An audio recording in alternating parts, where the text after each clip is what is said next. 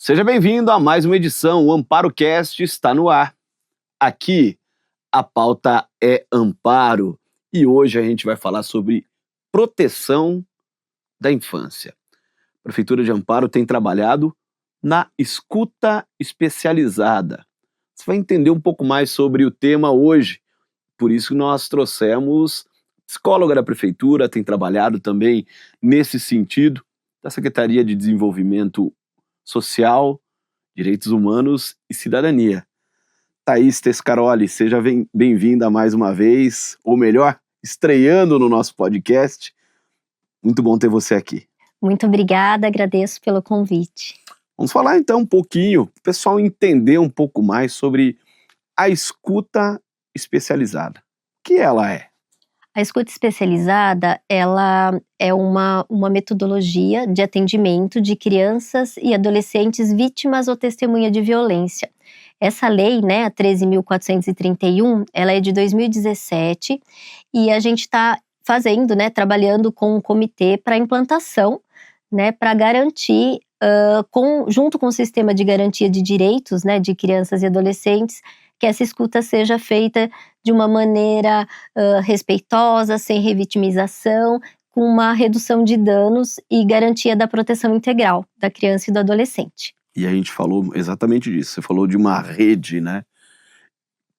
A gente viu os treinamentos, vamos falar um pouquinho sobre as capacitações, que é o início de tudo, né? O pessoal que trabalha não só no desenvolvimento social, na segurança, na saúde, na educação, né? Que são redes aí, ou são áreas da prefeitura que tem esse contato, não só na prefeitura, né? Que tem o contato com a criança. Como que ela aconteceu, quais os objetivos dela? Para a gente trabalhar, né, a implantação dessa lei, a gente precisa de uma rede intersetorial funcionando, né? Porque essa criança e esse adolescente, ele é atendido nas diversas políticas públicas, na saúde, na educação, na segurança pública, na assistência social. Então, hoje a gente tem na prefeitura instituído um comitê da escuta protegida, e esse comitê está à frente desses trabalhos. E uma das atividades, né, propostas foi essa capacitação, né? Ela aconteceu em 4 dias, divididos, né, em 2 turmas. A gente conseguiu abranger 300 profissionais da rede, né? Então, a gente tinha profissionais das políticas públicas e privadas, né? Então, a gente teve escolas particulares, escolas públicas, o judiciário.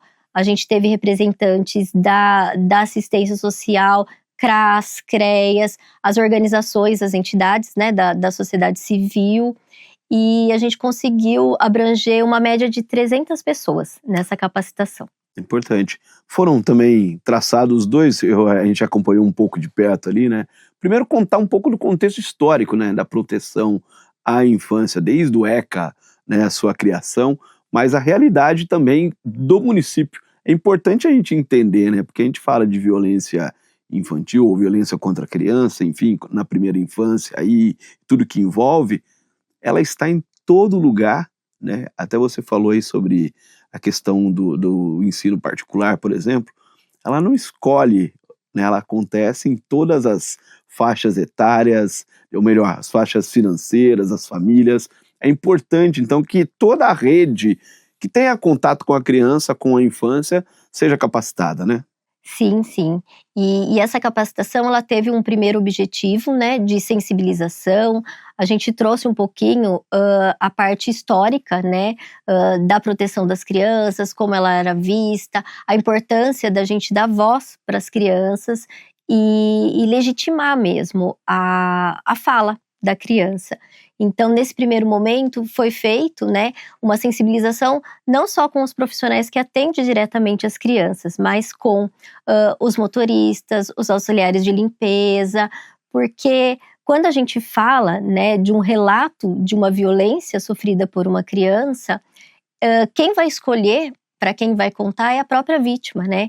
Então, a criança e o adolescente, ela vai escolher uma pessoa de confiança que vai dar segurança para ela trazer esses relatos que são tão difíceis, né? E trazem, né, muitas questões até de violência que vai trazer alguns gatilhos para ela. Então ela busca uma pessoa de confiança mesmo. Então o nosso trabalho, a nossa preocupação agora é sensibilizar e capacitar a rede para que na hora que essa criança busque essa pessoa de referência, que ela saiba, né, como acolher, que ela saiba para onde, né, encaminhar, para que a gente garante que essa criança não precise ficar falando a mesma coisa que dói tanto para muitas pessoas, né? Então, a ideia agora, num segundo momento, é a criação do fluxo, né? A criação do plano municipal para o atendimento de criança e adolescente no município de Amparo, porque o que é muito importante é que a informação precisa caminhar na rede, né? Não é a criança que precisa a todo momento ir para os serviços e repetir aquilo que dói tanto. Exatamente. Eu até vou citar aqui como jornalista, né?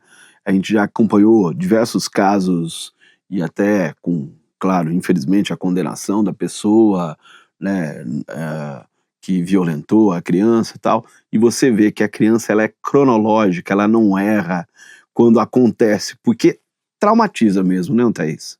Sim. E a ideia, né, desse atendimento e dessa escuta a gente está falando de uma rede de garantia de direitos, de uma rede de proteção. Perfeito. Então, o objetivo desse acolhimento é a gente garantir a proteção, avaliar num primeiro momento se essa criança ainda está em risco, se ela está próxima do agressor, se a gente vai precisar, né, encaminhar para os órgãos competentes para aplicar medidas de proteção de urgência, como o afastamento do núcleo familiar, se ela tem um adulto de referência que garante essa proteção. Então, a ideia né, a escuta protegida dentro da escuta especializada não é em nenhum momento produzir provas e responsabilizar o agressor. O objetivo é que a gente colha as informações necessárias para garantir a proteção imediata, né? Porque daí depois vão ter outros procedimentos que daí compete ao sistema de justiça, né? Para fazer a parte de responsabilização do agressor e as outras medidas legais, né? Então, o objetivo nosso do sistema de garantia de direitos é a proteção mesmo, a proteção imediata e romper esse ciclo de violência que está acontecendo. Exatamente, e toda essa engenharia fazer ela funcionar, né? Porque dentro da escola, o aluno ou a criança está próximo do professor, do menino, do profissional da limpeza, do cozinheiro, né? São as pessoas que estão do dia a dia. Muito mais fácil ele falar para essa pessoa que está próxima dela do que, de repente, ir para uma pessoa que esteja longe, pode ser da segurança, um GCM, mas às vezes a criança tem aquele vizinho, né, que pode levar essa informação também. Então é importante também que toda a sociedade como um todo entenda a questão da proteção da infância, não, Thaís? Sim, e inclusive no Estatuto da Criança e do Adolescente consta, né, que qualquer situação, né, de suspeita de violência contra uma criança ou adolescente, ela deve ser passada para os órgãos competentes. Então é importante a gente deixar bem claro que a pessoa que escuta o relato espontâneo, ela não tem a prerrogativa de saber se é verdade ou não, porque daí vai ter o processo de investigação. Então, uma vez a gente tendo uma suspeita, a gente já tem que tomar todas as medidas. E outra coisa muito importante também é que a gente está falando de todos os tipos de violência, né? Então, desde a violência psicológica, a violência física, a violência sexual, a violência institucional. Então, ela é uma lei muito abrangente. E é muito importante que a gente esteja atento, né, a essas questões e essas falas que as crianças e os adolescentes trazem. Hoje, se uma pessoa quiser procurar a rede ou um serviço, qual é o caminho mais fácil? A princípio, a gente pede para procurar o Conselho Tutelar, né? Porque o Conselho Tutelar é um órgão de defesa e ele tem as condições de aplicar as medidas de proteção de imediato. Mas os serviços também são porta aberta, né? Então, o CREAS é um serviço que atende a questão de violação de direitos de criança e adolescente, pode ser a saúde, e daí vai depender do tipo de violência, porque se for uma violência física ou sexual, a criança primeiro precisa ter um atendimento médico, se aconteceu naquele momento. Então, por isso que é tão importante a gente estabelecer o fluxo para que não se perca tempo, né? E consiga celeridade nesse processo. os próximos passos depois desse treinamento, quais são?